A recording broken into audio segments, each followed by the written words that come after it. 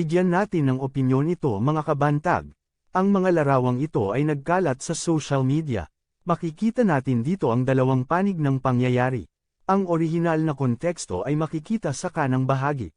Sa kabilang banda, ay makikita naman na tila nag-bad sign ng dirty finger itong si Prince William.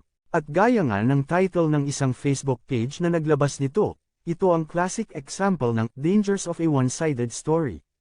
Ang pangyayaring ito ay maaaring maihambing sa nangyari kay DJ Bantag, salamin ng pagiging biktima ng mga malulupit at mapanghusgang mata sa lipunan. Kadalasan, kung ano lang ang nais nating paniwalaan o ang nais ng iba na ating paniwalaan ang mas nangingibabaw, kaysa buksan ang ating mga mata at maging mapagmatsyag ay hinahayaan natin ang mga sariling maging biktima rin ng mga budol sa lipunan. Kadalasan, sa isang side lang nakatingin, nakapanig, at naninindigan. Bakit hindi natin subukan umikot sa kabilang dulo para malaman muna ang buong kwento? Baka sa ganang paraan, mas malaman natin ano ba talaga ang totoo. Kadalasan kasi, hinahayaan nating kontrolin tayo ng mga nasa kapangyarihan, sa takot na tayo'y kanilang saktan ay pipiliin na manahimik na lamang. Walang sino man ang perpekto, oo.